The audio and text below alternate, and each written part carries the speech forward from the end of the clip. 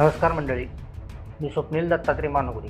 इतिहासाच्या पाऊल खुणा या पॉडकास्ट चॅनलमध्ये पुन्हा एकदा नवीन आणि विशेष भागामध्ये मी आपलं स्वागत करीत आहे. आज आपला विषय आहे धर्मवीर छत्रपती श्री संभाजी महाराज, बाल संभाजी ते आग्र्याहून सुटका. या विषयावरती बोलण्यासाठी आपल्या स्टुडिओमध्ये परत एकदा आलेले आहेत विनोद निकम सर. निकम सर नमस्कार, आपले स्वागत आहे. नमस्कार. आज आपण संभाजी महाराजांच्या विषयी आम्हाला भरभरून काहीतरी द्यावं अशी अपेक्षा व्यक्त करतो.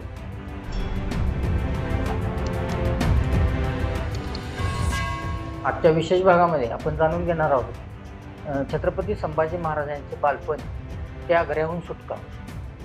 धर्मवीर छत्रपती श्री संभाजी महाराज हे केवळ एक योद्धे नव्हते, तर ते कुशल प्रशासक आणि स्वराज्यासाठी आपले प्राणपण समर्पित करणारे महान छत्रपती होते. तर चला मग त्यांचा आपण इतिहास जाणून घेऊया.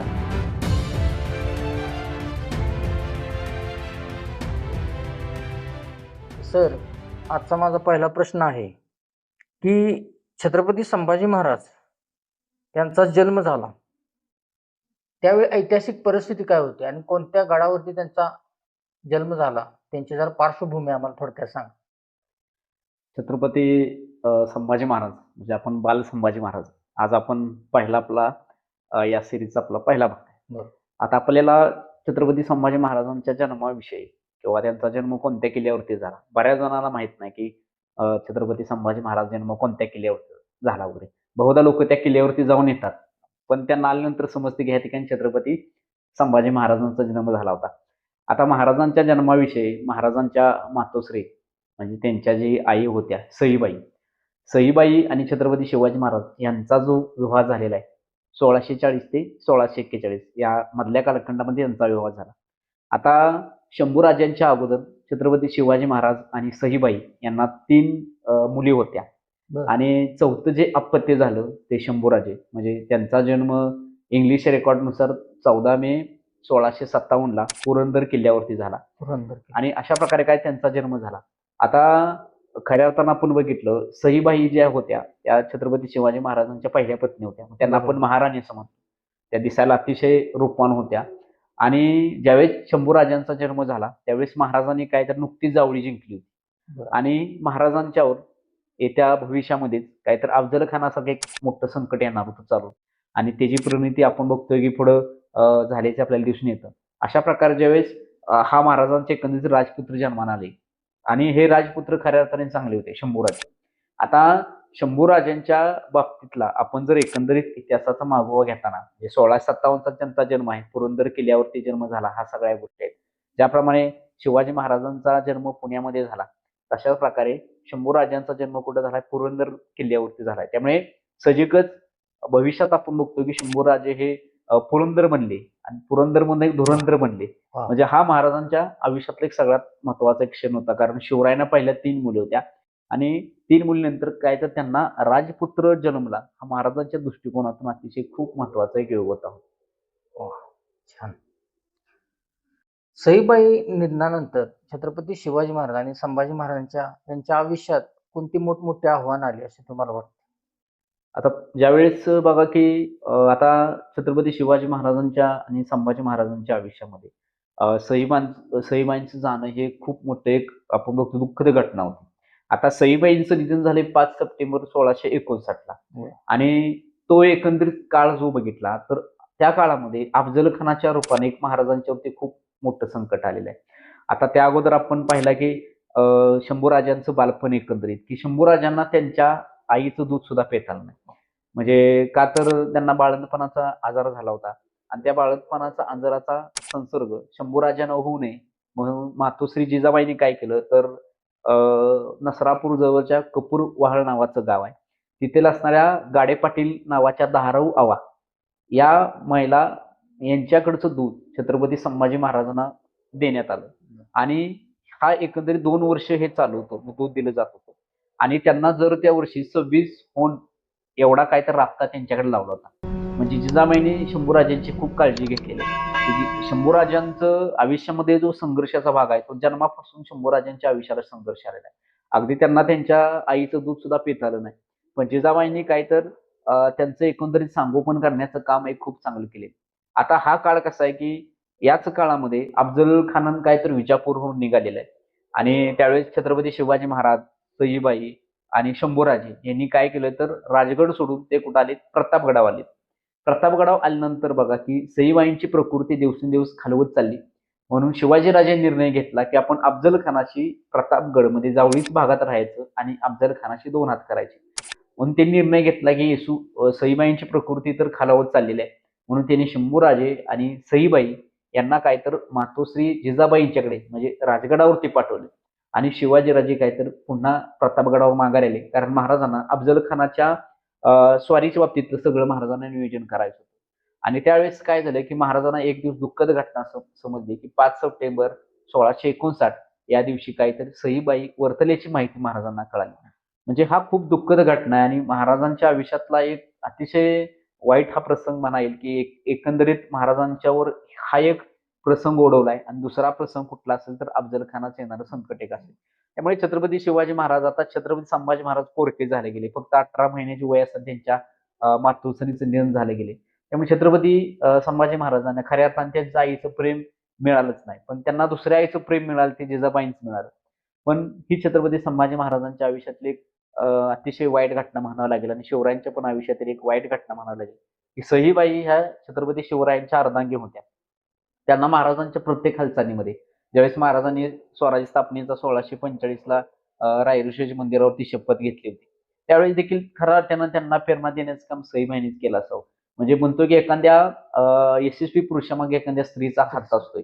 तशा प्रकारे बघितले महाराजांच्या आयुष्यात 1659 पर्यंत जे काही प्रसंग निर्माण झाले त्या सगळ्या प्रसंगामध्ये सईबाईंचं अतिशय महत्वाचं खूप योगदान होतं.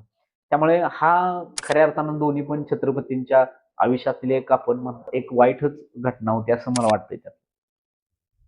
म्हणजे आईविना वाढलेले शंभूराजे यांचा संस्कार नेमकं कुणी केले? म्हणजे आता हा आपण बघतो की छत्रपती शिवाजी महाराज आणि जिजाबाई, मातोश्री जिजाबाई ज्यावेळेस बघा की जिजाबाईंनी शिवरायांना कसं घडवलं, तर रामायणातल्या गोष्टी सांगितल्या, महाभारतातल्या गोष्टी सांगितल्या, या सगळ्या गोष्टी सांगितल्या. पण त्यांनी अजून एक गोष्ट सांगितली की आपल्या मुलाचा पराक्रम.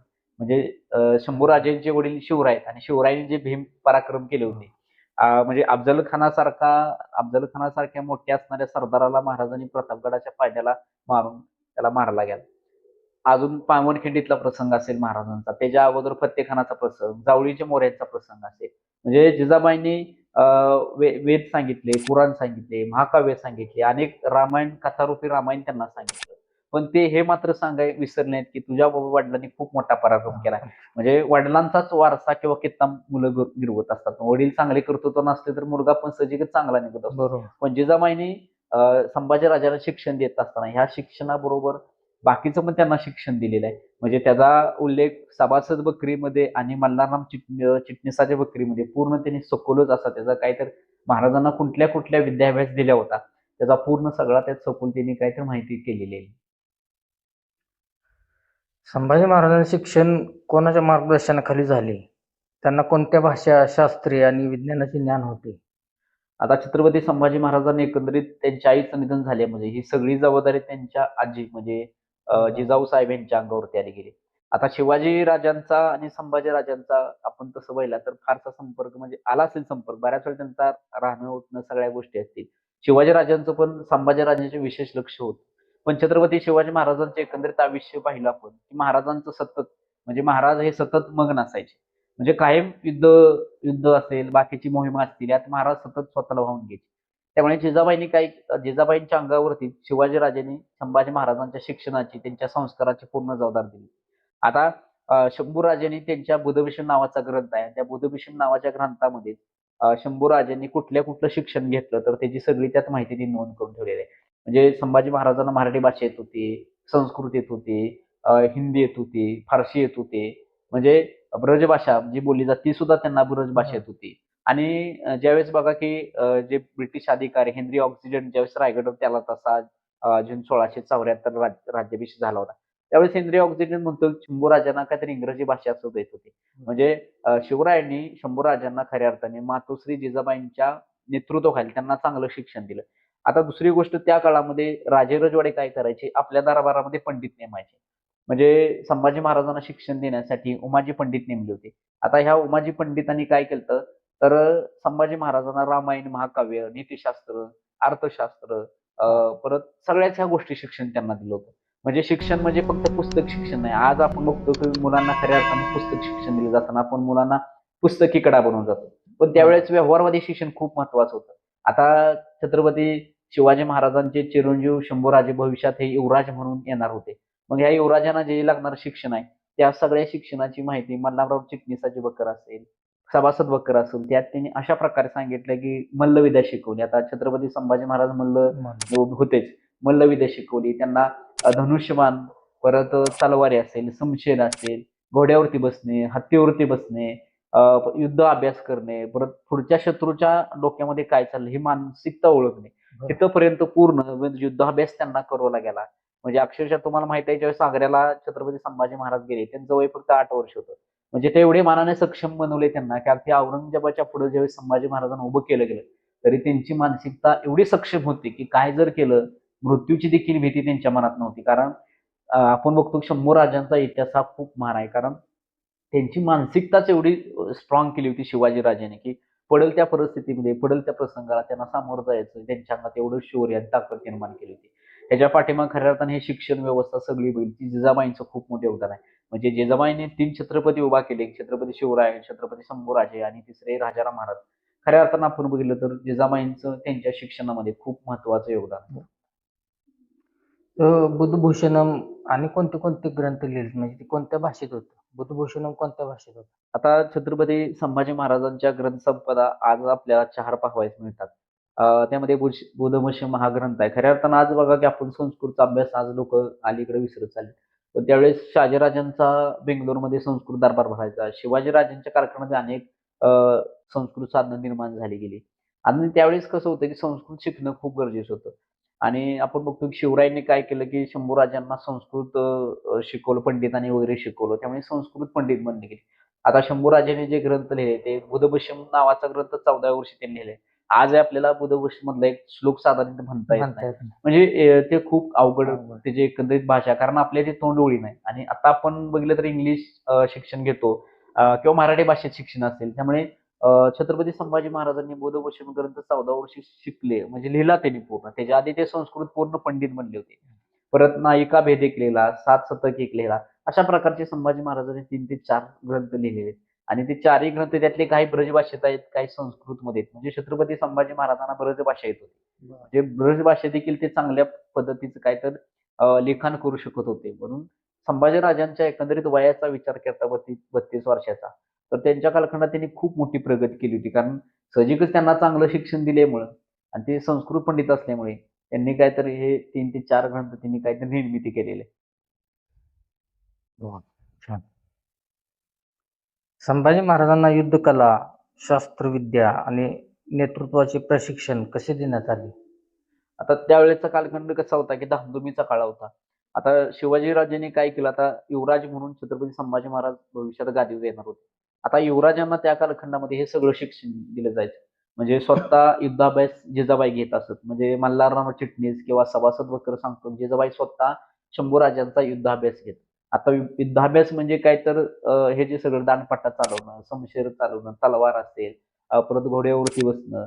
तर हे जे सगळं जे आहे ते सगळं शिवाजीराजेंनी काय तर आपण बघतो शंभूराजांना ह्या सगळ्याचा युद्धाभ्यास केला होता. आणि हा युद्धाभ्यास करत असताना युवराज कसे चाणाक्ष बनतील हे पण बघितलेलं आहे. म्हणजे मल्लविद्या असेल, आता मल्लविद्या का शिकवाय तर शरीर हे चांगलं पिळदार बनतं. म्हणजे आपण बघतो की शरीर हे जास्त कुठल्या रोगाला बळी पडणार नाही. कारण आज मल्ल पैलवान धष्टपुष्ट असतात.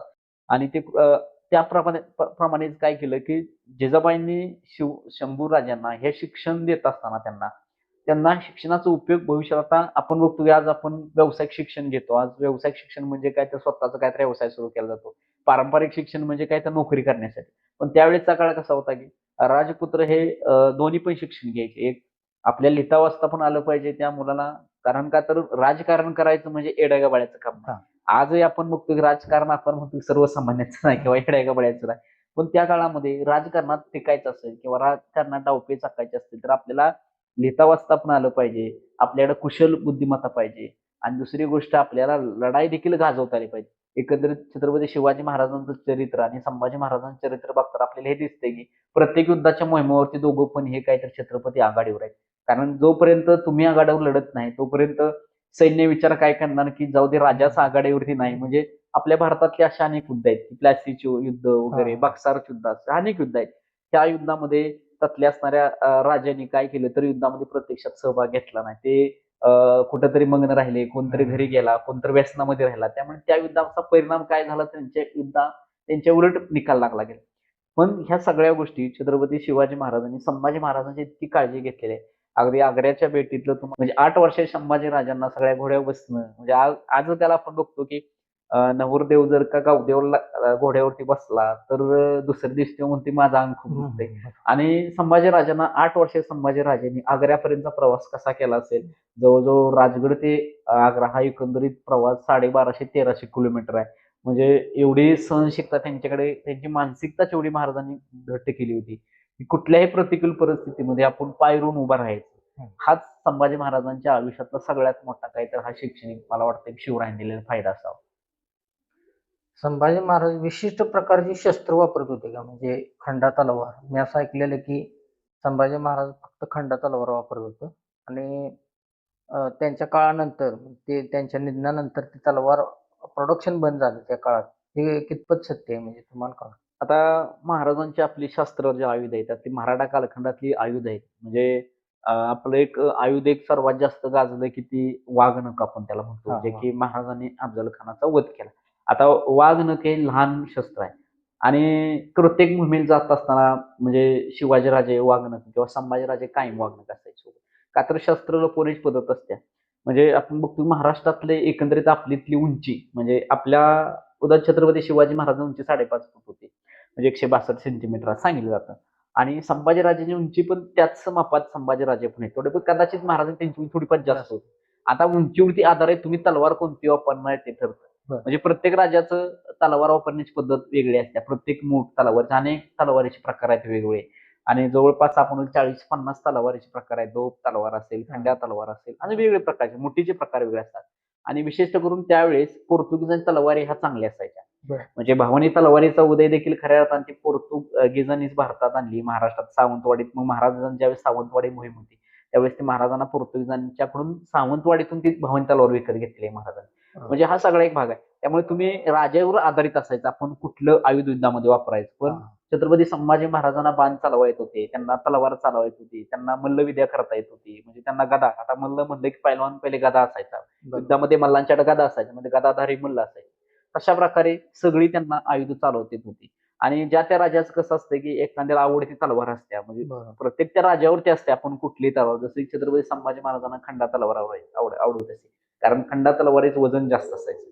त्यामुळे जादा वजन असणारा तलवार उचलणारा व्यक्ती हा ताकदवानाच असतोय आणि त्याची लांबी पण जास्त असते वगैरे. त्यामुळे त्यांचं आवडतं शस्त्र ते खंडा तलवार वगैरे होती. आणि शिवाजी महाराजांचं आवडतं म्हणलं तर ते भवानी तलवार. म्हणजे आपण आज बघतो पण ती खऱ्या अर्थात ती मूळ पोर्तुगीज बनावटी तलवार आहे. ती महाराजांना सावंतवाडीत महाराज असताना ती महाराजांनी पोर्तुगीजांच्या विकत घेतली होती. आणि ती महाराजांची आवडती तलवार होती काय तर आपण त्याला भवानी तलवार असं म्हणतो वगैरे. छत्रपती संभाजी महाराजांची लग्न किती झाली? म्हणजे विवाह किती झाले? आणि त्याच्या पाठीमागचं सामाजिक आणि राजकीय पार्श्वभूमी नेमकी काय होती? छत्रपती संभाजीराजांचे विवाह शिवरायांनी 2 विवाह केले. पहिला आपल्याला पाहायला मिळतं. त्यातला पहिला विवाह जे आहे ते शिर्क्या घराण्याशी शिवरायांनी काहीतरी आपले हितसंबंध निर्माण केले. आता पिलाजी शिर्क्यांची कन्या होती. त्यांचं नाव खऱ्या अर्थानं विवाहाच्या वेळेस राजेशबाई त्यांचं विवाहाचं नाव होतं. मग आपल्याला बऱ्याच जणांना माहित नाही की आपण त्यांना काय म्हणतो की येसूबाईच म्हणतो. पण त्यांचं लग्नाच्या पूर्वीच नाव राजेशबाई होतं. पिलाजी शिर्के यांची कन्या आणि शंभूराजे यांच्यामध्ये 1661 मध्ये विवाह झाला. विवाहामध्ये 4 ते 5 लाख रुपये शिवरायांनी खर्च केले गेले आणि होणाऱ्या आपल्या सोन्यांचं नाव राजेशबाई ऐवजी त्यांनी येसूबाई ठेवलं. आणि ते एक झालं महाराजांचं पहिलं विवाह. दुसरा विवाह छत्रपती संभाजी महाराजांचा त्या विवाहाची तारीख सापडत नाही. पण दुर्गाबाईंशी शंभूराजांचा विवाह झाल्याची इतिहासामध्ये नोंद सापडते. पण ते आपल्याला विवाह किती साली झाला हे मात्र आपल्याला सांगता येत नाही. ह्या 2च शंभूराजांच्या काहीतरी खऱ्या अर्थानं पत्नींचा आपल्याला इतिहासात उल्लेख सापडतो. बाकीच्या विवाहाची त्यांच्याविषयी अनेक आपण बघतो दंतकथांचा वगैरे हा सगळा बाजार गप्पांचा भाग त्यामध्ये आलेला आहे. पण 2 विवाहाची नोंद मात्र आपल्याला काहीतरी सापडते, म्हणून साल मात्र दुसऱ्या विवाहात कुठं सापडत नाही. आता शिर्के घराणं हे एक महत्वाचं, जसं की शिवरायांनी काय केलं, निंबाळकरांशी सईबाई ह्या निंबाळकर घराण्यात होत्या फलटणच्या. तशापैकी शिर्के घराणं हे कुठलं, संगमेश्वरामधलं असणारं बरोबर. शिर्के घराणं आपण म्हणतो शिर्क्यांचं. शिर्के सुद्धा हे स्वतःला राजे म्हणत असत आणि शिर्के सुद्धा कडवे लढणारे होते. आणि महाराजांनी काय केलं की शिर्क्यांच्यातली मुलगी केली पण आणि आपली मुलगी पण शिर्क्यांच्यात एक दिलेली आहे. हां. म्हणजे त्यावेळेचा प्रघात कसा होता की दोन सरदारांच्या मध्ये ज्यावेळेस नातेसंबंध निर्माण व्हायचे त्यावेळेस मुलगी इकडे तिकडे दिली जायची, तिकडची मुलगी इकडे दिली जायची, म्हणजे जेणेकरून घनिष्ठ संबंध व्हावेत. अशा प्रकारे शिर्के सुद्धा चांगले शूरवीर होते. म्हणून महाराजांनी असा विचार केला असेल की भविष्यात जर आपल्याला कदाचित विजापूरचा आदिलशाह किंवा मोगल हे जर आपल्यावरती चालून आले तर आपल्याबरोबर काम करणारे किंवा आपल्याला भविष्यात मदत करतील असे काहीतरी हे शिर्के घराणं होतं. म्हणून महाराजांनी काहीतरी शंभू राजांचा पहिला विवाह जो शिर्के घराण्याशी केलेला. एवढ्या लहान वयात संभाजी महाराजांचा राजकारणात प्रवेश कसा झाला? छत्रपती संभाजी महाराजांचा राजकारणाचा प्रवेश आहे त्याच्या अगोदर शिवरायांच्या 2 घटना कारणीभूत आहेत.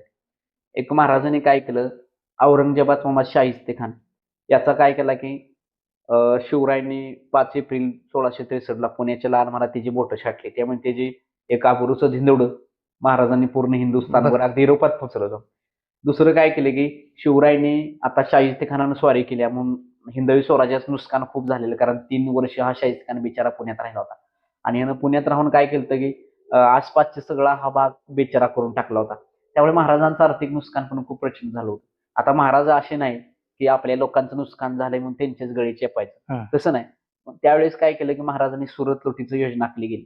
मग महाराजांनी काय केलं की 6 जानेवारी ते 9 जानेवारी 1664 4 दिवस औरंगजेबाचं सदन आणि संपन्न शहर सुरत शहर लुटलं. म्हणजे हे 2 अतिशय कारणं, आणि सुरत शहर लुटल्याची बातमी एवढी बदनामी औरंगजेबात झाली हिंदुस्थानभर, म्हणजे त्याची युरोप खंडामध्ये चर्चा झाल्या गेल्या, कारण शिवाजीराजे ते आले, त्यांनी पाहिलं आणि ते लुटून घेऊन गेलं. आणि सुरत लुटण्याची बदनामी, परत माझ्या मामाची बोटं छाटल्याची बदनामी, हा औरंगजेब हे आघात 2 सहन करू शकला नाही. त्याला सुरतेचा जबर एवढा आघात बसला. आणि सुरतेचा आघात बसल्यानंतर औरंगजेबानं काय केले की आता शिवाजी राजांचा बंदोबस्त करण्यासाठी त्याने प्लॅन आखला गेला. त्याने एक अभ्यास केला की आजपर्यंत विजापूरच्या आदिलशाहाने पाठवलेले सरदार यांचा शिवाजीराजांनी पराभव केला. मी पण ज्यांना ज्यांना पाठवलं त्यांचा पण शिवाजीराजांनी पराभव केलेला आहे. मग आता त्यानं काय केलं की हिंदूंच्या मधला एक राजा पाठवायचा. त्याचं नाव आहे मिर्झाराजे जयसिंग. मिर्झाराजे जयसिंगला लाख 1.25 लाख सैन्य दिलं आणि त्यांना सांगितलं तुम्ही शिवाजीराजांचा काहीतरी पराभव करा. 30 मार्च 1665 रोजी हे मिर्झाराज जयसिंगांनी काय केलं की पुण्यामध्ये आले आणि त्यांनी येऊन काय केलं, पुढे पुरंदर किल्ल्याला वेढा वगैरे घातला. आता पुरंदर किल्ल्याला वेढा घातला, आता मिर्झाराज जयसिंग पण शूर होते आणि त्यांच्याकडे चिकाट होती. त्यांनी काय केलं, पुरंदर किल्ल्याला वेढावर घातला. मुरारबाजी आणि दिलेर खान यांच्यामध्ये हा संघर्षाचा एकंदरीत भाग होता. आणि त्यावेळेस जून महिन्यामध्ये काय झाले, पुरंदरची लढाई झाली गेली आणि त्या पुरंदरच्या लढाईमध्ये काय झालं की मुरारबाजी मारले गेले. आता शिवरायांना माणसं मिळवायची होती, शिवरायांना माणसं घालवायची नव्हती. शिवरायांनी विचार केला की हा एक माणूस जर माझा गेला मुरारबाजी सारखे, तर आपण हे मिळवलेलं सगळं कोणासाठी करायचं. म्हणून शिवरायांनी काय केलं, 11 जून 1665 रोजी मिर्झाराज जयसिंगांची भेट घेतली छावणीत जाऊन. आणि मिर्झाराज जयसिंगांना त्यांनी सांगितले की आम्ही काय तर तुमच्या पुरंदरचा तह करतो. आणि अशा प्रकारे 13 जून ते 14 जून म्हणजे 13 आणि 14 जून, मला बहुधा वाटतं की 14 जून 1665 ला छत्रपती शिवाजी महाराज आणि मिर्झाराज जयसिंग यांच्यामध्ये पुरंदरचा तह झाला गेला. त्या पुरंदरच्या तहानुसार आता ह्यातल्या काही महत्वाच्या अटी आहेत खूप. त्यातल्या 3 महत्वाच्या अटी आहेत. एक तर शिवरायांनी काय करायचं होतं, तर घाटावरचे 9 किल्ले आणि कोकणातले 14 किल्ले हे मोगलांना एकंदरीत 23 किल्ले म्हणून द्यायचे आहेत. त्याखालचा 4 लाख टन उत्पन्नाचा प्रदेश पण द्यायचा आहे. आणि छत्रपती संभाजी महाराज हे मोगलांचे मनसबदार बनतील 5,000. ही अट मिर्झाराज जयसिंग घातली. शिवरायांनी घेतली नाही. शिवरायांनी हे ठिकाणी अतिशय चांगलं एक राजकारण मला वाटतं केलंय, की महाराजांनी औरंगजेबाची केव्हाही मनसबदारी स्वीकारली नाही. आज आपण म्हणतो, बरेच जण म्हणतात की छत्रपती शिवाजी महाराजांनी मनसबदारी स्वीकारली म्हणून ते आग्र्याला गेले. असं नाही. महाराजांनी या ठिकाणी विचार केला आणि शंभू राजांना, त्यावेळी शंभू राजांचं वय फक्त 8 वर्ष होतं. त्या 8 वर्षाच्या संभाजी महाराजांना मोगलांचे 5,000चं मनसबदार शिवरायांनी केलेलं आहे. म्हणजे त्या पुरंदरच्या तहामध्ये ही पण एक आठवती, शंभूराजे मोगलांचे 5,000चे मनसबदार बनतील. आणि त्यावेळेस खऱ्या अर्थानं नंतर काय झालं की शिवराय माघारी आले 15 जूनला राजगडावरती आले आणि त्यांनी काय केले की 17 जूनला उग्रसिंग कछवा हा एक मोगलांचा सरदार होता. त्याला शिवरायांच्यावर लावून दिलं मिर्झाराज जयसिंगानं की ह्या तहाचं पालन होतं की नाही. आणि दुसरी गोष्ट त्यांना 100 राज्यांना पण येताना बरोबर घेऊन यायचं होतं. आता मला सांगा तुम्ही 8 वर्षाची संभाजी महाराज आहेत. आज 8 वर्षाचा संभाजीराजे उग्रसेन कछवावर 17 तारखेला जाण्यास निघाले आणि ते 18 तारखेला कुठे पोहोचले तर मोगलांच्या छावणीत पोहोचले. तर आज 8 वर्षाचा मुलगा आईला सोडून राहू शकत नाही, वडिलांना सोडून राहू शकत नाही.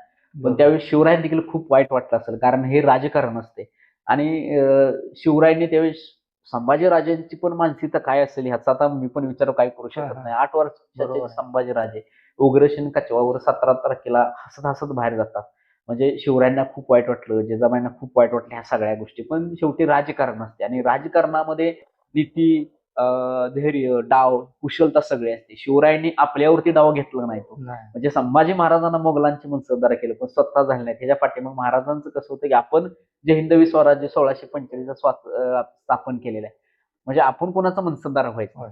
पण संभाजीराजांना त्यांनी वेळ काढून येण्यासाठी, की आयुष्यामध्ये प्रतिकूल परिस्थितीत आपण वेळ काढून नेली पाहिजे. आपण त्या ठिकाणी ताठर झालो तर आपण संपणार आहे. बरोबर. म्हणजे संभाजीराजांचा खऱ्या अर्थानं 8व्या वर्षीच राजकारणामध्ये हा प्रवेश झाल्याचं आपल्याला पाहावयास मिळतं. वाह! छान. पुरंदरच्या तहानंतर शंभूराजांना मिर्झाराजांच्या छावणीत ठेवण्यात आलं. तर का बरं ठेवण्यात आलं? म्हणजे काय असं काय संभाजी महाराजांना का ठेवण्यात आलं छावणीत? आता ही गोष्ट खूप महत्त्वाची. आपण पाहिलं तर खऱ्या अर्थाने आता छत्रपती संभाजी महाराज हे मोगलांचे मनसबदार म्हणले होते आणि त्यावेळेस काय केलं, मिर्झाराज जयसिंग महाराजांच्या पुढचा संघर्ष थांबवला गेला. म्हणजे महाराजांनी मोगलांना 23 किल्ले दिले, पुरंदरचे तहात, 4 लाख पण उत्पन्न प्रदेश दिला. त्यामुळे आता मिर्झाराज जयसिंगानं काय केलं, की महाराजांना सांगितलं, की तुमच्या मला मदत पाहिजे विजापूरकरांच्या विरोधात लढण्यासाठी. त्यासाठी त्यांनी मिर्झाराज जयसिंगानं काय केलं, आपला मोर्चा कुठं वळवला तर विजापूरकरांच्या विरुद्ध वळवला. आता त्या युद्धामध्ये खऱ्या अर्थाने मिर्झाला पराभव पत्करावा लागला. पण आता पराभव जर पत्करला तर छत्रपती संभाजी महाराजांना 5,000चे मनसब दिले. त्यामुळे संभाजी महाराजांचा एकंदरीत जूनपासून ते सप्टेंबर, ऑक्टोबरपर्यंत 4 ते 5 महिने काय तर मोगलांच्याकडे मनसबदार म्हणून संभाजीराजे राहिले. आणि ह्या 5 महिन्याच्या कालखंडामध्ये जे 5,000 सैन्य होते, हे संयुक्त सैन्य काय करणार होतं, विजापूरकरांचे आक्रमण करणार होतं. आणि दख्खनच्या युद्धाची माहिती छत्रपती शिवाजी महाराजांना सर्व माहीत होत्या. आता मिर्झाराज जयसिंग हा उत्तरेतला, त्याला दख्खनमधली इथली युद्ध परिस्थिती, इथलं युद्ध मैदान, इथं लढण्याची पद्धत आणि ज्यावेळेस मिर्झाराज जयसिंगानं विजापूरवर आक्रमण केलं, त्यावेळेस अक्षरशः मिर्झाराज जयसिंगाचा पराभव जो आहे तो विजापूरच्या आदिलशहा सरदारांनी केला आहे. शिवरायांनी पण ह्या युद्धामध्ये फारसं काही लक्ष दिलेलं दिसून येत नाही. फक्त महाराजांनी हां, आम्ही तुमच्यावर आहे एवढंच केलेलं आहे. कारण शेवटी कसं आहे, हे आक्रमण दख्खनवरती होणार होतं. म्हणजे महाराजांनी तर दख्खनमधल्या शाह्यांना आव्हानच केलं होतं, की आपण पातशाह्यांच्या विरोधात आपण एकत्र येऊन आपण यांना पातशाहीचा आक्रमण परतून लाव्या. म्हणजे त्या विजापूरच्या आदिलशाही, गोळकोट कुतुबशाही जर मुस्लिम शाह्या असल्या, तर ह्या शियापंथी शाह्या होत्या आणि औरंगजेब हा सुन्नीपंथी होता. म्हणून महाराजांचं एक वाक्य असं, दक्षिणेतल्या शाह्या ह्या दक्षिणेच्या ताब्यातच राहाव्यात. म्हणजे इथल्या भाग सगळा आहे तो दक्षिण शाह्यांच्या ताब्यात राहावा. बरं हे आमच्याकडे असेल, तुमच्याकडे असेल. आणि मोगल हे उत्तरेतले आहेत आणि मोगल आणि हे दक्षिणमधले 2 शाही यांचं काही पटायचं नाही. कारण यांचा धार्मिक मतभेद यांच्यामध्ये खूप मोठे होते. त्यामुळे आपण बघतो त्या युद्धात मिर्झाराजेंचा अक्षरशः त्या विजापूरमधल्या सैन्याने खूप मोठा दारुण पराभव केलेला आहे. ज्यावेळेस मिर्झाराजे सैन्य गेले त्यावेळेस अबेकरे नावाचा एक फ्रेंच प्रवासी आहे. त्या अबेकरे काय सांगतो तर आसपासच्या ज्या पिण्याचे साठे होते, त्या पाणी साठ्यामध्ये डुकराची चरबी टाकण्यात आली, गायची मटण तुकडे टाकण्यात आले. त्यावेळी सैनिकांना अनेक किलोमीटर मैल पाणी प्यायला मिळालं नाही. त्यामुळे मोगलांचे खूप मोठे हाल झाले आणि दख्खनमध्ये सैन्य तो सांगतो खूप शूर होते. दख्खनमधले सैन्य अचानक वादळासारखे यायचे आणि कापरासारखे एकदम पुढची फौज मारून रिकामी होऊन जायची. म्हणजे ह्या 2 गोष्टींचा आपल्याला एक उल्लेख दिसतो. दख्खनमध्ये सैन्य काटक, शूर, चपळ आणि गनिमी युद्ध पद्धतीचा वापर करायचे. त्यामुळे मिर्झा राजाला त्या ठिकाणी युद्धामध्ये खऱ्या अर्थाने पराभव पत्करू लागला आणि मग तो नंतर तो उत्तर भारतात प्रस्थान परत त्यानं केलं. आपल्याला ह्या सगळ्या गोष्टी पाहावयास मिळतात त्यामध्ये. बरोबर. छत्रपती शिवाजी महाराज आणि धर्मवीर छत्रपती संभाजी महाराज यांची आग्रा भेट झाली. त्या प्रवास कसा होता आणि त्या प्रवासापाठीमागं त्या आग्रा भेटीचं राजकीय उद्दिष्ट नेमकं काय होतं? तुम्ही थोडक्यात आम्हाला जरा सांगा. आता राजकारणामध्ये चढ-उतार असतात. केव्हा तर राजकारणामध्ये आपल्याला 4 पावलं मागे सरावं लागतं. ज्यावेळेस पुरंदरचा तह झाला 14 जून 1665 मिर्झाराज जयसिंग आणि छत्रपती शिवाजी महाराजांच्यामध्ये झालेला आहे. तह का केला तर किल्ले जाऊ दे गेले तर पण माझे एकनिष्ठ माणसं जायला नको. जे मुरारबाजी हा शेवटपर्यंत दिलेर खानाशी लढत राहिला. मला मुरारबाजीचं खूप कौतुक वाटतं. मुरारबाजीला दिलेर खान म्हणते, "अरे मोठा कौल घे, मोठा कौल घे. तो मोठा मर्दानी शिपाई, तो नावच तो." म्हणजे तो म्हणतो निर्णय घे तू, म्हणजे स्तुती करतो दिलेर खानच्या युद्धात. म्हणजे आज हे चौथी इतिहासाच्या पुस्तकात चित्र बघताना तुम्हाला तो मुरारबाद हातात भाला घेतलाय आणि तो लढतोय आणि हत्तीच्या बरोबर दिलेर खान आहे, तो ओरडतोय ओरडून सांगतोय. हा जर एक प्रसंग बघितला तर आपल्या अंगावरती एक शौर्य निर्माण होतं. पण त्या मुरारबाजीला तो सांगतोय मोठा कौल की तू निर्णय घे, तुला काय पाहिजे, तुला बादशाहकडून इनाम मिळवून देतो, पैसे देतो, जहागीर देतो, वतन देतो. तरी पण हा मुरारबाजी लढायला थांबेना झाले. आणि ज्यावेळेस शिवरायांना बातमी कळली की मुरार हा लढता लढता दारात तिथे पडलाय, त्यावेळेस महाराजांना खूप अतीव दुःख झालं गेलं आणि महाराजांनी त्यावेळेस क्षणात विचार न करता की आपण मिर्झाराज जयसिंगाची भेट घ्यायची आणि आपण त्याच्याशी पुरंदरचा तह करायचा. कारण कसं आहे की सत्ता मिळेल, किल्ले मिळतील, प्रतिष्ठा मिळेल, पण गेलेली माणसं इतिहासाच्या पटलावरती पुन्हा माघारी आणता येत नाहीत. म्हणजे आजकाल काय झालंय की लोक पैसा जास्त महत्वाचा म्हणतात. लोकांना अगदी नामुष्की शुल्क किंमत दिली जाते. पैशाला लोक जास्त किंमत देतात. की आजकाल लोक म्हणतात की पैशाला खूप महत्व आहे, लोकांना काहीच किंमत नाही. पण शिवरायांनी कसं आहे त्यावेळेस किल्ल्यांना फारसं महत्व दिलं नाही. की अवधी एक किल्ला गेला तर आपण बळकू किंवा मिळवून घेऊ शकतोय. पण एकदा मुरारबाजी सारखी जर माणसं गेली तर पुन्हा मिळणार नाही. त्यामुळे हा एक भाग वाचला आणि तह झाला आणि त्या तहामध्ये ठरलं होतं की आता संभाजीराजेंनी शिवाजीराजेंनी काय करायचं, आग्र्याला यायचं होतं. आता आग्र्याला औरंगजेबाचा वाढदिवस होता आणि औरंगजेबाचा तो 50वा वाढदिवस होणार होता. त्याची तारीख होती 12 मे 1666 महाराज आग्र्याला गेले. त्याच्या अगोदर शिवरायांनी काय केलं, 5 मार्च 1666 राजगड सोडलेला आहे. त्यावेळेस त्यांनी जिजाबाईंना सांगितलंय की आम्ही आता आग्रा भेटीला चाललोय, औरंगजेबाचा वाढदिवस आहे, आम्हाला आग्र्याला जावंच लागणार आहे. कारण पर्याय नाही, कारण पुरंदरच्या हात अट्ट ठरल्या की आग्र्याला यावे. त्यामुळे महाराज आता आग्र्याला जाणार होते. तेव्हा जिजाबाईंना सांगितले की बाकीच्या मंत्र्यांना सांगितलं तुम्ही जिजाबाईंच्या आज्ञेत राहून सगळा कारभार बघा. आणि अशा प्रकारे शिवाजीराजे कुठे गेले, आग्र्याला गेले. आता आग्रा एकंदरीत राजगड हे अंतर 1250 ते 1300 किलोमीटर आहे. आता लहान आहेत शंभूराजे, 8 वर्षाचे. आता त्यावेळेचा प्रवास कसा असायचा, पालखी असायची, घोड्यावरती असायचे, किंवा ह्या 2च पद्धती असायच्या आणि शक्यतो करून पायी 3 पद्धतीने. आता 8 वर्षाचा मुलगा आहे. आज 8 वर्षाचा मुलगा जर 2 किलोमीटर चालला तर संध्याकाळी त्याला सलाईन लावावी लागते. अशी आपली आता आपली परिस्थिती आहे, म्हणजे आपल्या भागातल्या म्हणजे सगळ्याच्या म्हणा. कारण का तर आत्ताची मुलं सशक्त, काटक, शूर, चपळ नाहीत. पण ह्या संभाजीराजांनी घोड्यावर बसून प्रवास केलेला आहे, पालखीत बसून प्रवास केलेला आहे, चालत प्रवास केलेला आहे. स्वतः शिवाजीराजांनी पण घोड्यावरून प्रवास केला, चालत केला, पालखीत बसून. जवळ-जवळ 1300 किलोमीटर अंतर ह्यांचं 5 मार्चला सुरू झालं होतं. अनेक अडथळे, ऊन आहे, वारा आहे, पाऊस आहे, हे जंगलातला प्रवास आहे. ह्या सगळा प्रवास करून 5 मार्चला निघालेले हे पिता-पुत्र तर आग्र्यात पोहोचलेत, 11 मेला पोहोचलेत. म्हणजे एकंदरीत आपण बघतो की यांचा प्रवास हा खूप खडतर झालेला आहे आणि आग्र्यामध्ये यांचा प्रवेश झाला गेला. म्हणजे आग्र्याला का जाणं गरजेचं होतं, तर पुरंदरच्या ठरलं की आता आपण आग्र्याला जाणं गरजेचं आहे. महाराजांच्या अनेक इच्छा होत्या की आपण आग्र्यात जावं, आग्र्यात उत्तरेत जाऊन देवदर्शन करावं. दुसरी गोष्ट तर काय तर औरंगजेबाचा दरबार खुद्द बघायचा, हा पण त्याचा मग हेतू होता. आणि संभाजी महाराज हे मोगलांचे मनसबदार असल्यामुळे संभाजी महाराजांना घेऊन जाणं गरजेचं होतं. शिवाजीराजांनी असा विचार केला असता की संभाजीराज एकटेच जातील, पण नाही. महाराज स्वतः गेले. महाराज स्वतः गेले औरंगजेबाच्या वाढदिवसाला, 50व्या वाढदिवसाला. आणि तर शंभूराजांना घेऊन जाणं गरजेचं का होतं, तर औरंगजेब काय करायचं की वाढदिवसा दिवशी आपले जहागीरदार सरदार आहेत त्यांना मनसबदारीची बढती द्यायची. आणि संभाजीराजे हे सजिकच मोगलांचे 5000चे मनसबदार पुरंदरात हात बांधल्यामुळे त्यांना पण घेऊन जाणं आग्र्याला गरजेचं होतं. आणि म्हणून शिवाजीराजे छत्रपती संभाजीराजांच्या बरोबर 12 मेला 11 मेला आग्र्यात पोहोचतात आणि 12 मेला काहीतरी वाढदिवसाचा हा सगळा कार्यक्रम असतोय पुढे. मग संभाजी महाराज औरंगजेबाच्या दरबारात जायचे, त्यांची नेमकी भूमिका काय होती आणि संभाजी महाराज तिथे त्यांनी धैर्य कशा पद्धतीने दिसून येते त्यांचं, थोडक्यात आम्हाला जरा त्याचं वर्णन सांगा. आता आग्र्यातला एकंदरीत खूप महत्वाचा भाग आहे. आग्र्यामध्ये महाराज पोचले शंभूराजे 11 तारखेला, 11 मे 1666ला. 12 मेला दुसऱ्या दिवशी औरंगजेबाचा खूप मोठा वाढदिवस होणार होता. आता औरंगजेब काय मामूली इंसान नाही. तो हिंदुस्थानचा मुघल बादशाह खुद्द आहे. म्हणजे अक्षरशः छत्रपती शिवाजी महाराज पण भारावून गेले असतील. संभाजीराजे सुद्धा भारावून गेले. कारण आपल्या महाराष्ट्रामध्ये लय डामडौल करायची सवय नाही. पण आजकाल आपल्या अलीकडचे लोक विसरलेत, की आज लग्नामध्ये मोठ्या कारणात आज आपल्याकडे खूप डामडौल केला जातो. म्हणजे थोडक्यात औरंगजेबाची प्रथा आपल्याकडे आली अशी मला हरकत नाही. पण छत्रपती शिवाजी महाराजांचं वागणं, साधं राहणं अशा प्रकारचं होतं. म्हणून छत्रपती शिवाजी महाराजांचं सैनिक खूप प्रेम करायचे. आता औरंगजेबाचं राहणं त्यांचं म्हणजे मोगलांची रॉयल फॅमिलीचं वागणं, फिरणं बैल रॉयलच पद्धत होतं. आणि एकंदरीत 12 मेला औरंगजेबाचा वाढदिवस आहे. मग औरंगजेबाच्या वाढदिवसाच्या अगोदर 11 तारखेला संभाजीराजांचं आणि शिवाजीराजांचं स्वागत करायला रामसिंग आला नाही. त्याचा महाराजांना खूप मोठा राग आला. आणि त्यांनी तसा दिवाण होता त्या दिवाणाला पाठवला.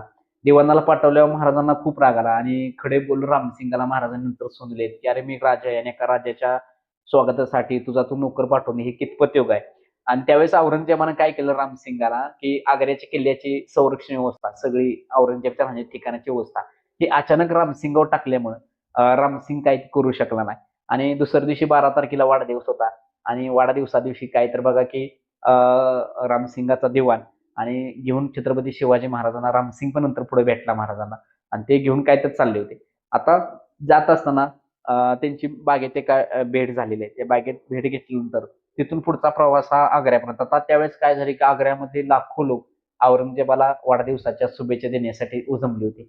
आता त्यामध्ये आग्र्यामध्ये दिवाणी खास आणि दिवाणी आम म्हणजे आजही आपण बघते मंत्री असले तर मंत्र्यांना दिवाणी खास असते म्हणजे व्हीआयपी कोटा असतोय. आणि दिवाणी आम म्हणजे काय तर आपण सर्वसामान्य आम म्हणजे कुठलं पण मंत्र्याचा दौरा असला तर व्हीआयपी लोकांसाठी वेगळी लाईन असत्या. आज मला वाटतं की जी देवस्थान आहेत त्या देवस्थानाचा आपल्याला कुठल्या उल्लेख करायचा नाही पण 300-400 रुपये तिकीट पाडले तर तुम्ही दिवाणी खास मध्ये जाता आणि दिवाणी आममध्ये कुठं तर आपण जे पैसे देणार ते दिवाणी आममध्ये असतात. तशा प्रकारे आग्र्यामध्ये कसं दिवाणी खास म्हणजे व्हीआयपी लोकांचा कक्ष औरंगजेबाचे सरदार नातलग प्रिय व्यक्ती त्या सगळ्या नंतर भेटणार होत्या.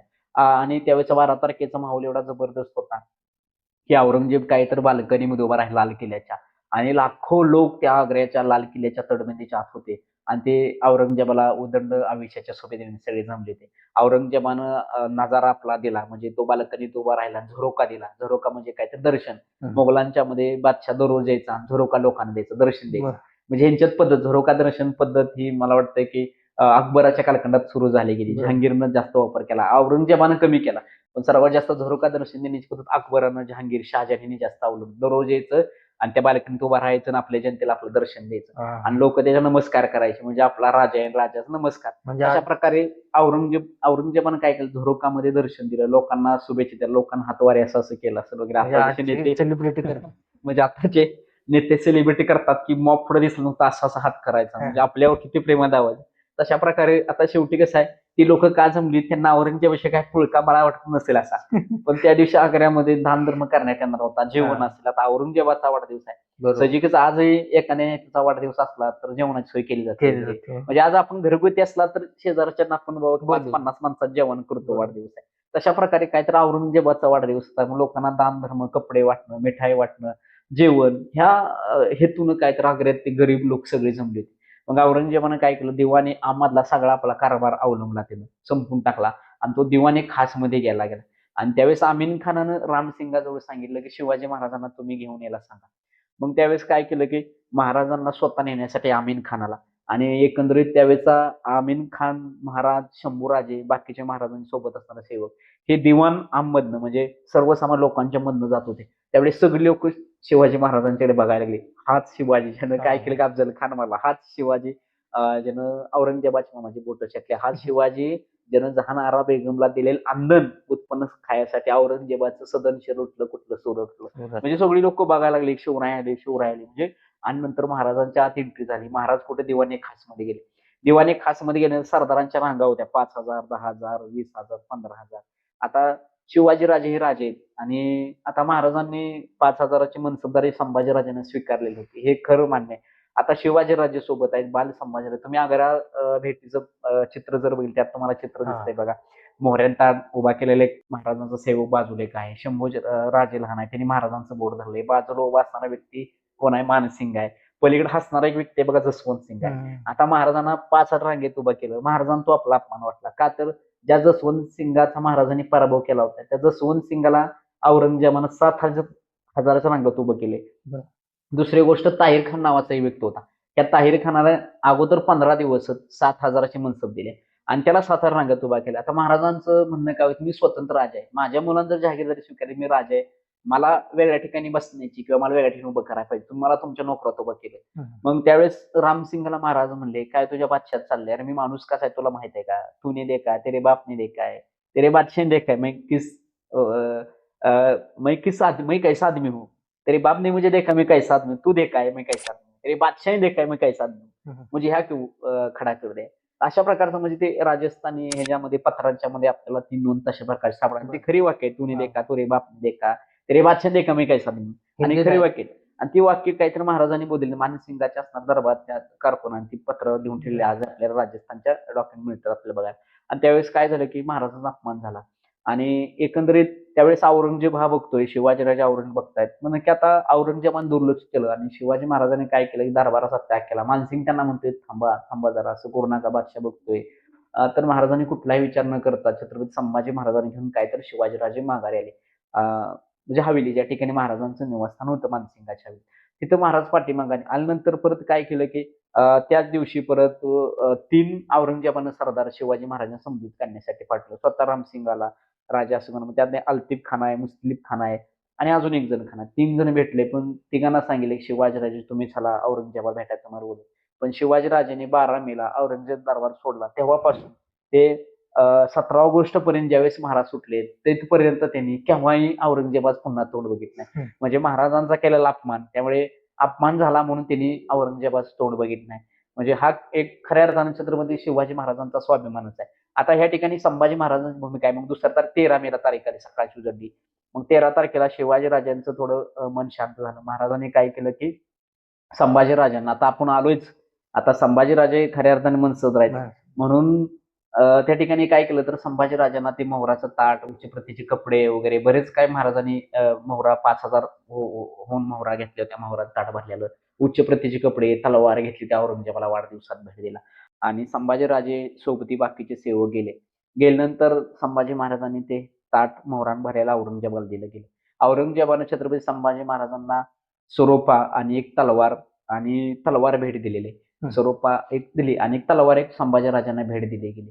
आणि त्यावेळेस हे बघा की एक उल्लेख सापडतो की बाकरी नावाचं दानपत्र आहे आणि त्या बाकरी नावाच्या दानपत्रामध्ये आपल्याला मल्लयुद्धेचा प्रसंग एक सांगितला जातो. अनेक लोक भाषण करतात त्यावेळेस सांगतात की औरंगजेबानं त्याच्या मुलावरती संभाजीराजांची म्हणजे मल्ल कुस्ती खेळवली आणि त्यामध्ये औरंगजेबाचा मुलगा की त्याच्याकडचा मल्ल त्या युद्धामध्ये हारला गेला वगैरे असा सगळा त्यातला भाग आहे. पण फक्त बाकरी दानपत्र आहे. त्या बाकरी दानपत्रातच ह्या कुस्तीचा त्या मल्ल त्यातला युद्धाचा प्रसंग आपल्याला बघायला पाहावयास मिळतो. इतरत्र त्याचा कुठेही उल्लेख सापडत नाही. सजिकच लावलं बी असेल कारण औरंगजेबाला खोडी वाईट होत्या की आपल्या मुलांच्या कंपॅरिझन करायचं. आजही लोकांना इतरांच्या मुलांवर कंपॅरिझन करण्याची सवय असते. म्हणजे 2 जर मुलं एका वयाची असतील तर लगेच म्हणतात की हा आमचा मुलगा तसा, तुमचा मुलगा असा. त्याची आई म्हणणार माझा मग इंग्लिश जातो, माझ्या मुलगा हे येतं, ती म्हणणार माझ्या मुलाला ते येतं. म्हणजे कंपॅरिझन करणारी लोकांना वाईट सवय. कदाचित केलं बेसल औरंगजेबानं काय सांगतायत आपल्याला काय काय झालं. कारण संभाजीराजे धष्टपुष्ट मल्ल होते. जरी 8 वर्ष ते 8.5 वर्ष त्यांचं जर वय असले कदाचित बाकरीदान पत्रात मात्र ह्याचा मल्ल युद्धाचा तेवढा संभाजीराजांच्या आग्रा दरबारात तेवढा एक प्रसंग येतो. बाकीच्या इतर ठिकाणी कुठेही त्याचा नामोश आपल्याला उल्लेख पुरा मिळत नाही. म्हणजे नंतर शिवाजी महाराज मात्र रामसिंगाच्या हवेलीतच राहिले गेले कारण महाराजांना नजर कैदेत ठेवले गेले. आता पुढचा जो सुटकेचा सगळा थरारक प्रसंग आहे. ह्या सुटकेमध्ये देखील संभाजी महाराजांचं बुद्धिचातुर्य आपल्याला दिसतं. कारण पूर्ण जे नियोजन करण्याचं काम आहे की महाराजांच्या सेवकांनी बी केलं आणि शंभूराजांनी बी केलेलं आहे. म्हणजे तो एकंदरीत भेटीच्या अगोदरचं थरारक त्याचं नियोजन करण्यापाठीमागं संभाजी महाराजांचं योगदान आहे की हवेलीपासून पूर्ण आग्रा शहराची व्यवस्था वगैरे काय कसं कुठल्या जो रण अंदाज खानची हवेली होती त्या रण अंदाज खानाचा हवेलीला असताना फुलत खानाचा वेढा होता. आता फुलत खान हा कसा होता एक कपटी होता आणि तो पोलीस प्रमुख होता त्यातला कोतवाल होता आणि तो कपटी होता म्हणजे महाराजांना ठार मारायसाठीच फुलत खानाची नियुक्ती केली. म्हणजे औरंगजेब काय करायचा कुठल्या एखाद्या सरदाराला ठार मारायचं म्हणलं तर त्याच्यावरती नियुक्ती कोणाच करायचा फुलत खानाच करायचा आणि रण अंदाज खानाच्या हवेली त्याला पाठवलं जायचं. आणि हा सगळा प्रसंग आहे त्यामध्ये आग्रा नियोजनामध्ये सुटकेमध्ये संभाजी महाराजांचं खूप मोठं योगदान आहे असं मला त्यामध्ये वाटतं. मग आग्रा सुटकेच्या प्रसंगात संभाजी महाराजांची भूमिका काय होती नेमकी? आग्रा सुटकेमध्ये संभाजी महाराजांची भूमिका खूप महत्वाची आहे. अक्षरशः म्हणजे शिवरायांनी 17 ऑगस्टला सुटले त्याच्या अगोदरपासून जवळजवळ पहिल्यांदा शिवरायांनी काय केलं शिवरायांना आता जाणवायला लागलं की आपण मोगलांच्या कधीत अडकले. 13 मे उजळून गेली 17 मे तारीख आली 18 मे आली. महाराजांनी औरंगजेबाला पत्र लिहिले आणि ते पत्राला लिहिल्यानंतर त्यात सांगितलं की मला सोडून द्या मला दख्खनला परत जायचं वगैरे. औरंगजेब काय तयारी सुनी झालाय. परत आणखीन महाराजांनी पत्र लिहायला सांगितलं मला दख्खनमध्ये जाऊ दे मी तुम्हाला किल्ले देतो पैसे देतो असं काय सांगितलं पण तू सोडायला तयार नाही. महाराजांना जाणीव झाली की आता आपण काय ते अडकलं गेलं. नंतर मे महिना गेला जूनमध्ये काय केलं महाराजांनी म्हणजे रामसिंग आता मिर्झा जयसिंग मुलगा रामसिंग आहे ह्या रामसिंगाला सांगितलं की आता जामीन द्यायचा होता. आता जामीन म्हणजे काय, तर रामसिंगाला जामीन औरंगजेबाने दिलाय. का दिलाय जामीन, तर शिवाजीराजे पळून जाणार नाहीत, कुठला धोका करणार नाहीत. म्हणून रामसिंगानं हमी घेतली औरंगजेबाकडून, की माझी जबाबदारी आहे, माझ्या जबाबदारीत काय, तर शिवाजीराजांना मी ठेवतोय. अशा प्रकारे झालं गेलं सगळं. ते झाल्यानंतर आता काय झालं, की महाराजांना आता जाणीव व्हायला लागली, की आपण आता अडकलो गेले. फक्त शिवाजीराजांना कुठं बाहेर जाता येत नव्हतं. संभाजीराजे पूर्ण आग्र्यामध्ये फिरायचे, कारण त्यांच्या सेवकावर बाहेर जायचे, इकडे जा तिकडे जा. आता शिवाजी महाराजांना आपण तर पूर्ण अडकल्याची जाणीव झालेलीच होती. आणि म्हणून शिवाजीराजांनी काय केलं, आता सुटकेचा नियोजन महाराजांनी करायला चालू केलं. मग त्याच्या अगोदर महाराज आजारी पडले वगैरे. महाराजांनी एक उच्च प्रतीचं एक नाटक आपल्याला म्हणावं हरकत नाही, कारण कुठं कुठं नाटक करावं लागतं. महाराजांनी खऱ्या अर्थाने नाटक आणि अतिशय चांगल्या पद्धतीनं महाराजांनी भूमिका पार पाडलेल्या आहे. महाराज 10 ते 12 दिवस आजारी पडले गंभीर. महाराजांचं वजन कमी झालं. महाराज झोपून राहायला लागले शेवटचे काही दिवस. आणि ह्या सगळ्या बातम्या दंतोदंत औरंगजेबाला रोज समजायच्या. आणि त्यामुळे शंभू राजांच्या दरबारात इतरत्र जाणे नसल्याने शिवरायांनी परत पेटाऱ्याची कल्पना आखली गेली. आता पेटाऱ्याची कल्पना म्हणजे मध्ये एक वाद झाला होता, की विश्वास पाटील यांचं पुस्तक आलं होतं आग्र्यावरती. आणि त्यात त्यांनी असं मांडलंय, की त्यांचं म्हणणं असं आहे, की औरंगजेबानं काय केलं, ज्यावेळी छत्रपती शिवाजी महाराज सुटले 17 ऑगस्टला, त्या दिवशी सुटले, तर त्यांचं म्हणणं आहे, की पेटारे तर सुटलेले नाही. तर ते काय झालं, की त्यांनी फुलात खान वगैरे बाकीच्या जे मुघल ह्यांना लाच देऊन महाराज सुटले.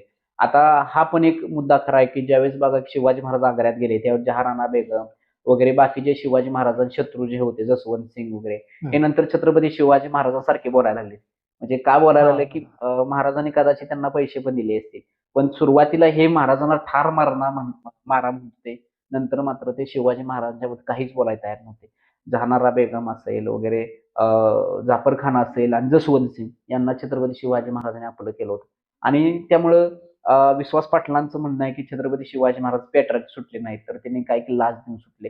आता लाच म्हणजे काय, तर लाच म्हणता येणार नाही. स्वतःची सुटका करायची म्हणल्यावर आपण सर्वतोपर्यंत आपण कार्य करतो. बाबा मला इथून सुटायचं आहे. मी कुठल्याही प्रकारचे काहीतरी पुढच्यांना मी काहीतरी देऊन मी सुटेन. आणि तसं म्हणणं आहे. पण अनेक बाकीचे याच्यामध्ये आपल्याला पेटारे सांगितले जातात. त्यांनी सांगितलं, की औरंगजेबानं ज्यावेळी शिवराय सुटे त्यावेळी प्रयोग केला. ते 2 पेटारे आणले. त्यात ती 2 हरणं घातली. एक छोटं हरण घातली, मोठं हरण घातलं. आणि त्या हरणं ज्यावेळेस बाहेर नेली, तर नंतर त्याला लक्षात आलं, की दोन्ही बी त्या पेट्यातल्या उघडल्या. त्यातली हरणं मृत्युमुखी पडली. म्हणून औरंगजेब म्हणतो, की शिवाजी महाराज सुटले नसतं. असं कोणी मांडलंय, तर ते विश्वास पाटलांनी त्यांच्या त्या कादंबरीमध्ये मांडले, आग्रा सुटकेच्या थरारक प्रसंगात ती मांडलेली आहे. पण शिवाजी महाराजांनी त्यातून पेटाऱ्यासाठी आपली त्याचा सांगितलं, दान धर्म महाराजांनी केला. मेवा मिठाई वाटण्याचं साधूंना म्हणताना वाटण्याचं काम केलं. मग महाराजांनी 17 ऑगस्ट 1666 रोजी दिवशी शुक्रवार होता. आणि त्या दिवशी महाराजांचा सार्वत्रिक जुम्माच दिवस, सार्वत्रिक पठाणाचा दिवस, नमाज पठणा दिवस होता. आणि महाराजांनी काहीतरी स्वतः सुटका करून घेतली. त्याच्या अगोदर 8-10 दिवस पेटारे यायचे, बहुमातनं जायचे, मिठाई महाराजांनी वाटायचे. कारण हा सगळा एकंदरीत चालू होता. पण त्यामध्ये नियोजन करण्यामध्ये संभाजीराजांचं खूप मोठे योगदान होतं. कारण आग्र्यातल्या गोष्टी तंतोतंत घटना असतील, कुठं जास्त सैनिक आहेत, कुठं सैनिकाचा राबता कमी आहे. परत पोलाद खानाचं कसं आहे, काय रणहंदा खानाची हवेली काय, आग्र्यापासून आपल्याला कुठल्या दिवशी जायचं आहे, ह्या सगळ्या गोष्टीचं त्यांना. आणि त्या पेटाऱ्यामध्ये बसण्याचा युद्धाभ्यास देखील त्यांनी केला असावा. मग शिवाजीराजे त्यात बसले, दोघं बसले आणि पेटारे चेकच केले नाही, ते चेकिंग केलं नाही. सैनिकांनी विचार केला असेल, की दररोजच चालायला लागले, दररोज पेटारे काय चेक करायचं, आज जिलेबी असेल, उद्या लाडू असेल, म्हैसूर पाक असेल, आणि त्यातले बी काही त्यांना खाय देणारच आहेत. म्हणणार आज लड्डू आहे, काही म्हैसूर पाक आहे, जिलेबी आहे की. म्हणजे अशाच सगळा विषय होते. म्हणजे ते चेकच केलं नाही. आपण म्हणतो ना, काय 8 दिवस झाले हेच माल चालू, जाऊ दे काय बघा, जाऊ तिकडे. आणि त्यातलं तशी पद्धत आहे. पण त्यात बी आता वादांकित विषय अलीकडे यायला येतात. नक्की काय झालं, पण महाराज सुटले मात्र हे खरं आपल्याला मान्य करावं. ते कसे पेटाऱ्यातनं सुटू, नाहीतर त्यांनी शत्रू सैन्याला पैसे देऊन, आमिषा देऊन सोडू. पण सुटका करून घेणं खूप गरजेचं. महाराज दृष्टिकोन तो विषय खूप महत्वाचा होता. आणि महाराज सुटले, त्यामध्ये खऱ्या अर्थानं मला वाटतं, की संभाजीराजांचं योगदान खूप महत्वाचं आहे त्यामध्ये, असं मला वाटतं. संभाजी महाराजांचे योगदान जर होतं, तर संभाजी महाराजांना मग मागे ठेवण्यात का आलं? म्हणजे त्या पाठीमागे राजकीय नेमकं धोरण काय होते शिवाजी महाराजांचं? आता संभाजी महाराजांनी पाठीमाग का ठेवलं, तर संभाजी महाराज हे दिसायला युवराजाला शोभेल असे होते. म्हणजे युवराज, एखाद्या राजाचा खराच हा मुलगा युवराज. म्हणजे ज्यावेळेस बघा, की ज्यावेळेस महाराजांना घेऊन आले शंभूराजांना पाठीमागं, तो आपण प्रसंग पुढे बघणारच आहे. आता एक औरंगजेब ज्यावेळेस 17 वर्ष सुटले, त्यावेळेस महाराजांनी काय केलं, इकडं न येता महाराज मथुरेत गेले. मथुरेमध्ये मोर पिंगळ्यांचे मेहुणे होते, कृष्णाजी, विसाजी आणि बाजी. हे 3 मेहुणे तिथं होते. यात महाराजांना सगळ्या गोष्टी माहित होत्या. महाराजांनी काय केलं, मोरून पिंगळ्यांचा जो मेहुणा होता कृष्णाजी, विसाजी आणि राऊ काशी, त्या राऊ काशींच्याकडे कुणाला ठेवलं, संभाजी महाराजांना ठेवलं गेलं आणि त्यांना सांगितलं की तुम्ही संभाजी महाराजांचं काही दिवस ठेवा, मी आता. आणि त्या ठिकाणी शिवाजी महाराजांनी दाढी आणि मिश्या काढल्या. कारण शिवाजी महाराजांचं वर्णन कसं, दाढी आहेत, मिश्या आहेत. आणि दुसरी गोष्ट, त्यांच्यावर एखादा लहान मुलगा असला तर सजिकच सैन्याला काहीतरी संशय येणार आहे की हा काहीतरी शिवाजी आहे आणि हा छोटा काहीतरी संभाजी आहे. म्हणून महाराजांनी काय केलं, संभाजी महाराजांना काहीतरी त्या मथुरेत ठेवलं गेलं. तिथून पुढचा महाराजांचा प्रवास हा संध्याकाळचा प्रवास असायचा. तिथूनच महाराजांनी बैराग्याचा वेश धारण केला. माशनातल्या अंगाला राख म्हणजे खपली, कारण त्यावेळेस उत्तर भारतामध्ये शैवपंथाचा जोर जास्त होता आणि शैवपंथी साधू काय करायचे, माशनातल्या अंगाला राख थापायचे. महाराजांनी बाई दाढी काढल्या, मिश्या काढल्या, अंगाला पूर्ण काय तर राग थापली आणि महाराजांनी काय की साधूचा वेश धारण केला आणि महाराजांनी तिथून ते रायगडावर येस्तोर राजगडाचा प्रवास हा महाराजांचा सगळा हा साधू विषय झालेला आहे. आणि महाराजांनी पाठीमाग का ठेवलं संभाजी महाराज, जर का संभाजी महाराज त्यांच्यासोबत असते तर येताना प्रवास पण खूप लांबचा होता, दगदग होणार होती, त्रास होणार होता. जर कदाचित मी सापडलो तर माझं काय तो, पण संभाजीराजे सापडेल, भविष्यात युवराज आहेत, म्हणून त्यांनी काय केलं की संभाजीराजांना पाठीमागे ठेवलं. औरंगजेबानं अनेक ठिकाणी चौक्या बसवल्या होत्या आणि जे येणारे दख्खनमध्ये येणारे मार्ग आहेत त्या चौकशी कसून केली होती. ज्यावेळेस बघा की कृष्णाजी, विसाजी आणि काशीराव आणि त्यांची आई हे चौघजण काय केले, त्यांना शिवरायांनी आदेश दिल्याप्रमाणे ते संभाजी महाराजांना घेऊन यायला लागले.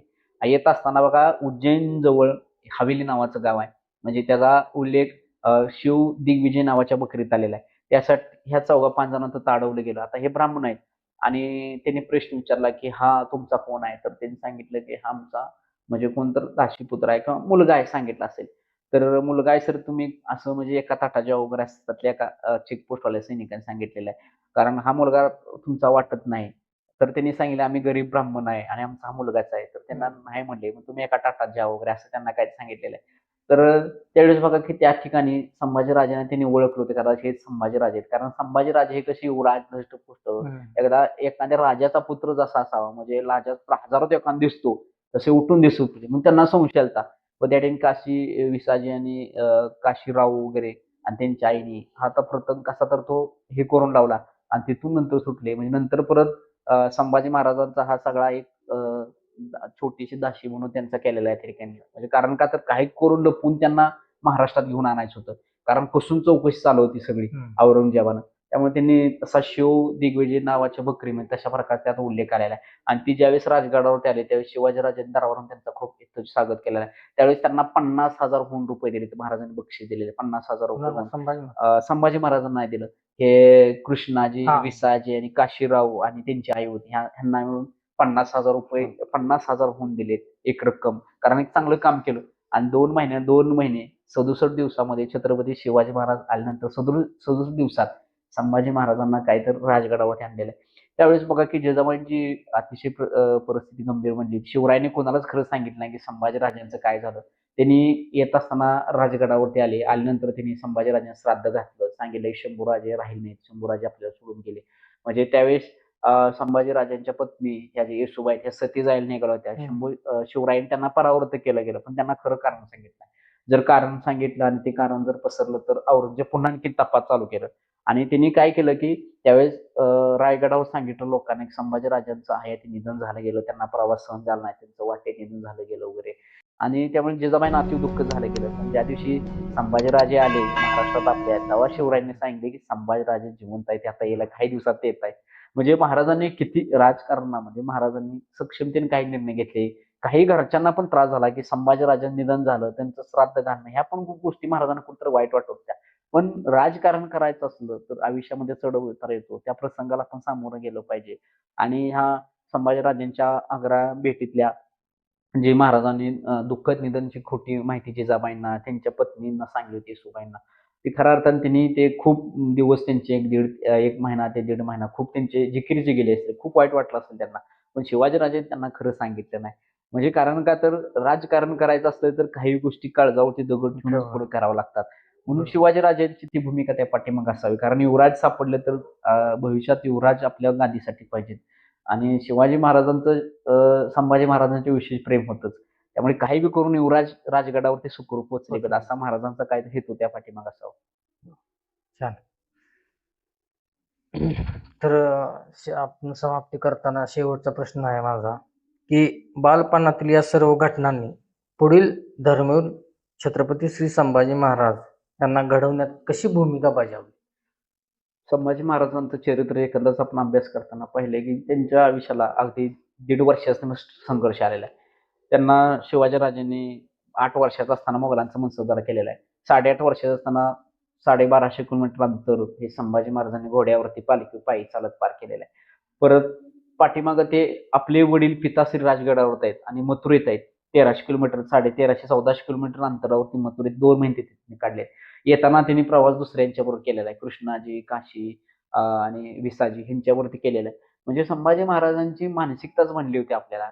भले एकटा असो, ज्यावेळेस औरंगजेबानं संभाजी महाराजांना अटक केली गेली, कैद केले, दोघंच होते, कवी कलश आणि छत्रपती संभाजी महाराज.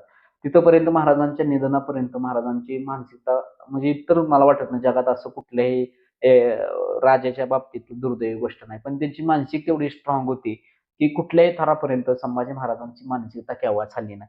त्यांची मानसिकता जी स्थिर झालेली तशीच होती त्यांची. म्हणजे कायम नीती, धैर्य, तोड कुठल्याही प्रसंगाला अगदी ज्यावेळेस संगमेश्वरामध्ये ज्यावेळेस निजाम मुकरब खानाने हल्ला केला होता, त्यावेळेस अनेक जण सांगत होते संभाजीराजे नावडी बंदर जवळ करा नावडी. त्यावेळेस महाराजांना पळून जाता आलं असतं. पण महाराजांनी नाही, महाराजांनी ऐकलं नाही. कारण महाराजांचं म्हणणं बघ आपण रणांगणावर पळून जाणं हे वीर पक्षाला शोभत नाही. रणांगणावरती भले आपल्याला मरण आलं तरी चालेल, पण आपण रणांगण गाजवलं पाहिजे. अशा वीराचे शंभूराजे होते. आणि त्यामुळे संभाजीराजांच्या शेवटपर्यंत एकंदरीत संभाजी महाराजांच्या आयुष्याला खूप असा वनवास हा संभाजीराजांना सहन करावा लागला. पण संभाजीराजांची मानसिकता उच्च प्रतीची होती. कुठल्याही परिस्थितीत जसं की महाभारताच्या युद्धामध्ये मला वाटतं की अर्जुन हा हातपाय गाळून बसला होता. म्हणजे 5 पांडव मधले बऱ्यापैकी हातपाय गाळून सगळे बसायचे. कारण विषय कसा होता की अर्जुनानं त्यांना मोटिवेट केलं गेलं, पण संभाजी महाराजांना औरंगजेबाच्या पुढे उभा केलं. त्यावेळेस संभाजी महाराजांना मोटिवेट फक्त कवी कलशनच केलेलं आहे. कारण मित्र कसा असावा तर त्यातनं एक आपल्याला एक बोध घेता येतो, मित्र कसा असावा. आणि संभाजी महाराजांची मानसिकता अर्जुनाच्या कितीतरी पटीनं स्ट्रॉंग होती. अर्जुन पाहून लागे हे सगळे माझे नातलग आहेत, त्यांच्याकडे एवढे सैन्य आहेत, मग मी लढू कसं? माझे सगळे चुलत भाऊच आहेत, आजोबा आहेत, ह्याव आहेत, काकाचा मुलगा आहे, आत्तीचा पोरगा आहे, मावशीचा मुलगा असा ह्यांच्यावर कसं लढायचं? पण संभाजी महाराजांनी तसं काय नाही. महाराजांची स्ट्रॉंग भूमिका त्यांची शेवटपर्यंत राहिली आपल्याला.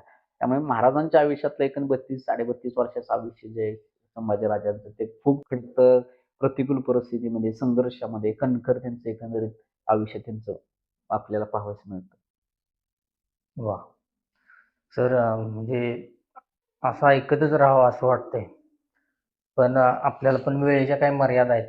त्यामुळं आपण आजचा भाग आपण थांबवूया.